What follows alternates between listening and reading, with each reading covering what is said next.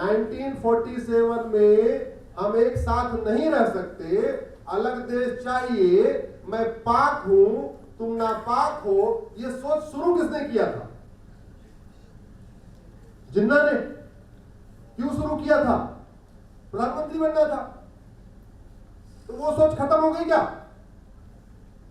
आज की डेट में हमें जातियों के आधार पर कौन बांटता है? जिसको पार्षद बनना या प्रधान बनना या विधायक बनना या सांसद बनना। आज की डेट में हमें भाषा के आधार पर कौन बांटता है? जिसको पार्षद बनना है, प्रधान बनना है, विधायक बनना है, सांसद बनना है। क्यों बांटते हैं? क्यों बांटते हैं? सत्ता के लिए। सत्ता क्यों चाहिए? बहुत प्रॉफिटेबल बिजनेस हो गया, बहुत माल पानी है। 5 करोड़ लगाओ और 50 करोड़ कमाओ, और 50 करोड़ लगाओ तो 500 करोड़ कमाओ। इतना प्रॉफिट तो शेयर मार्केट में भी नहीं है। इतना प्रॉफिटेबल बिजनेस आज की डेट में कोई है नहीं। शेयर मार्केट में भले हो इतना ज्यादा, लेकिन मुझे लगता है आजकल शेयर मार्केट भी डूबा डूबा चल रहा है।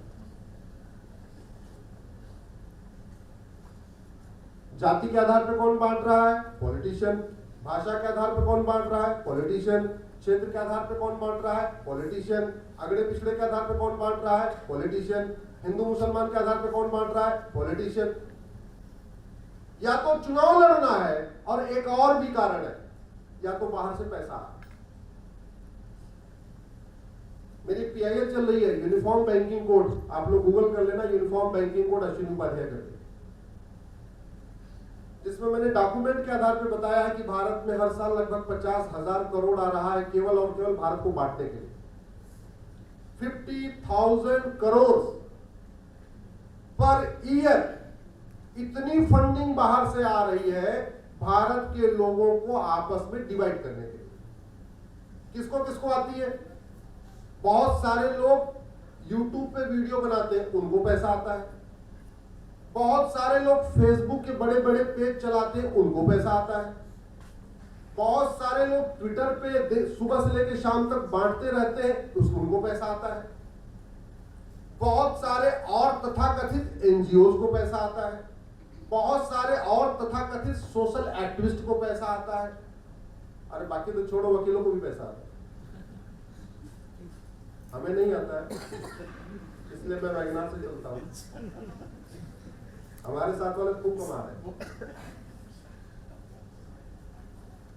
तो या तो अंदर जिसको कुछ मिलने वाला है वो बांट रहा है, या बाहर के कंट्रीज बंटवा रहे हैं क्योंकि उनको लगता है आपस में लड़ेंगे भिड़ेंगे पड़े रहेंगे तो हमारा फायदा होगा। तो करना क्या पड़ेगा? फंडिंग रोकना पड़ेगा।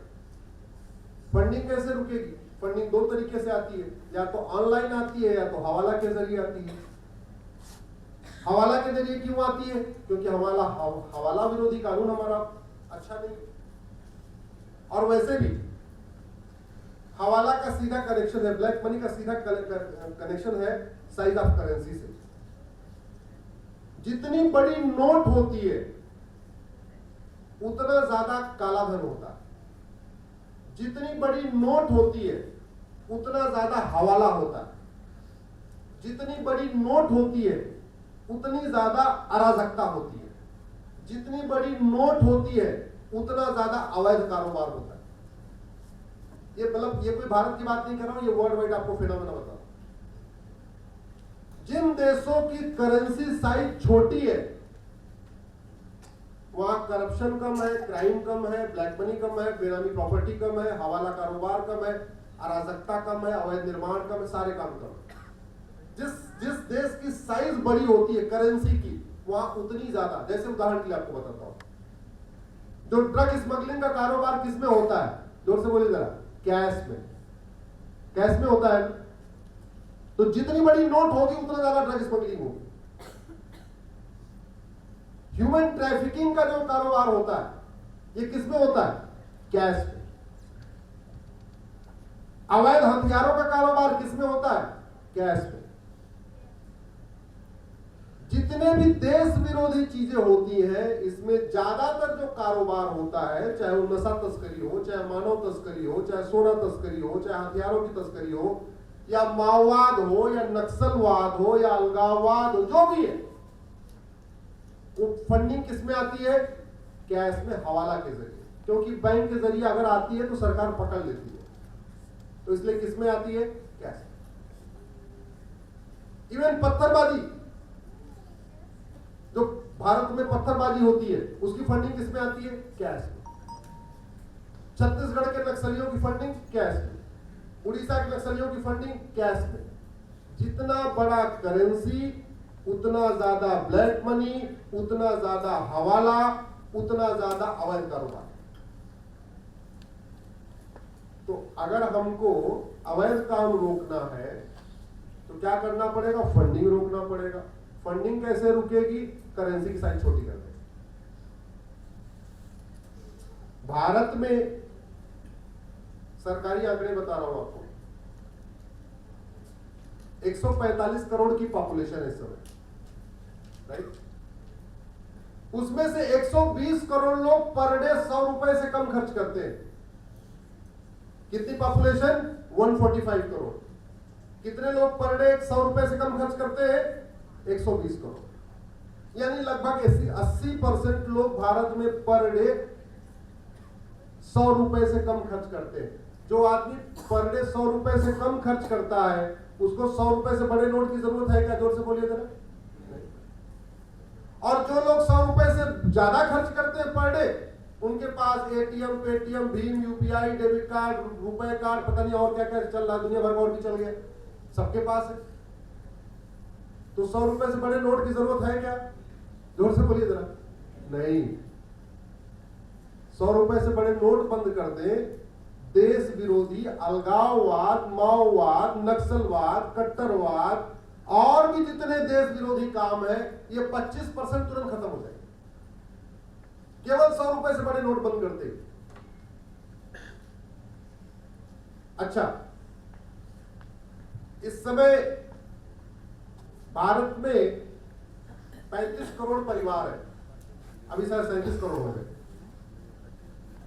37 करोड़ परिवार है, 130 करोड़ आधार बन चुका है, यानी हर परिवार में 4-5 आधार है।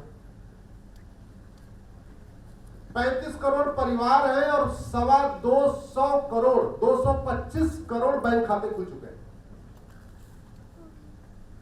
मैंने 100 रुपए से बड़ी नोट को चैलेंज किया हुआ है, मामला कोर्ट में है, पेंडिंग है। ये आंकड़े उस समय मैंने सब निकाले। 53 करोड़ तो जनधन खाता है, और जनधन खाता उसका खुलता है जिसकी ईयरली इनकम 50,000 से कम होती है, यानी जो महीने के 4,000 रुपए कमाता है उसका जनधन खाता खुलता है। और वो कितना खुल चुका है? 53 करोड़। भारत में 12 करोड़ लोगों को किसान सम्मान निधि मिलती है, वो भी बैंक से जुड़ चुके हैं। वो किसको मिलती है? जो गरीब होता है, जिसके पास जमीन उमीन नहीं होती, यानी जिसके पास कुछ नहीं है वो भी बैंक से जुड़ा हुआ है, जाके बैंक जाता है, पैसा निकाल के लाता है, बैंक में आना जाना उसको पता चल चुका है। 53 करोड़ जनधन खाते, यानी गरीब से गरीब आदमी बैंक से जुड़ चुका है, बैंक जाना, बैंक से आना, पैसा लेना, पैसा निकालना उसको पता चल चुका है। अगर हम 5,000 रुपए से महंगे सामान का कैश लेन देन बंद कर दें, तो जो देश के प्रति बहुत बड़ा खतरा चल रहा है, अलगाववाद, कट्टरवाद, मजहबी उन्माद, पत्थरबाजी, नक्सलवाद, माओवाद, जो भी चल रहा है, ये बहुत हद तक रुक जाए। हमारे लिए जो सबसे बड़ा खतरा है, मैंने पहले कहा था,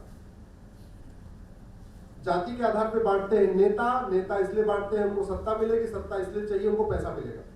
आप पैसे वाला काम खत्म कर दो, करप्शन खत्म कर दो, जातिवाद खत्म हो जाएगा। आप करप्शन खत्म कर दो, भाषावाद खत्म कर दो, खत्म हो जाएगा। आप करप्शन खत्म कर दीजिए, क्षेत्रवाद खत्म हो जाएगा। और बाकी तो छोड़ो, जो और भी देश में अलग अलग काम चल रहे हैं देश विरोधी, चाहे वो ड्रग स्मगलिंग का कारोबार है, चाहे ह्यूमन ट्रैफिकिंग का कारोबार है, जो भी चल रहा है, ये काफी हद तक केवल 2 काम हो जाए, 100 रुपए से बड़ी नोट बंद हो जाए, 5,000 रुपए से महंगे सामान का कैश लेन देन बंद हो जाए, 50% खत्म। क्योंकि कोई भी व्यक्ति देश विरोधी काम स्वेच्छा से नहीं करता, किसी लालच में करता, पैसे के लिए करता। देश से लोग जासूसी किस लिए करते हैं? पैसे के लिए। देश से गद्दारी किस लिए करते हैं? पैसे के लिए। देश में और जो अवैध काम करते हैं किस लिए करते हैं? पैसे के लिए।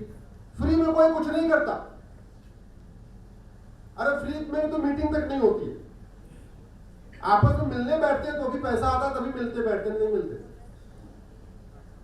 और पैसा कितना बड़ा पावरफुल है कि मेरी कई ऐसी पीआईएल है जो देश के लिए बड़ी अच्छी है, राष्ट्रहित में है, उसका विरोध करने के लिए 12-12, 15-15 पिटीशन आ जाती है।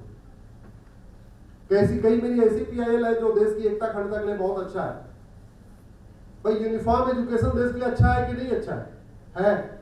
उसका विरोध करने के लिए भूतपूर्व कानून मंत्री, भूतपूर्व वित्त मंत्री, भूतपूर्व गृह मंत्री और भूतपूर्व विदेश मंत्री खड़े होते हैं। अगर इन चारों की फीस मिला दो तो एक दिन की 1 करोड़ होती है। इसका मतलब पैसा आ रहा है, वो फ्री वाले नहीं है। विदेशी फंडिंग बंद हो जाए, देश का बहुत कल्याण हो जाए।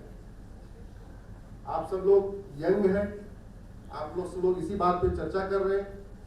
मैंने पिछले क्या हुआ कैसे हुआ उस पर ज्यादा इसलिए फोकस नहीं किया, मुझे रास्ते में आदरणीय मनोज जी ने बताया कि कल क्या क्या डिस्कस हो चुका, आप सुन चुके हैं। जोगेंद्रनाथ मंडल के बारे में तो इस समय, अच्छा फंडिंग का कितना असर होता है वो आपको बताता हूं। एक कानून बना सीए, सिटीजनशिप अमेंडमेंट एक्ट, उसका भारत के लोगों से कोई लेना देना नहीं। जो सीए कानून है उसका भारतीयों से कोई लेना देना नहीं। न भारतीयों को उससे सिटीजनशिप मिलेगी, न भारतीयों की सिटीजनशिप जाएगी। भारत के लोगों से कोई लेना देना नहीं उसका। जो सीए कानून बना उसका संबंध किससे है? अफगानिस्तान, पाकिस्तान, बांग्लादेश की माइनॉरिटी से। क्या संबंध है? उनको थोड़ा सिटीजनशिप लेने में स्पेशल विंडो दे दी गई है। ऐसा नहीं कि अफगानिस्तान, पाकिस्तान, बांग्लादेश के बाकी लोग सिटीजनशिप नहीं ले सकते, ले सकते। अदनान सामी ने लिया, और भी लोग ले सकते।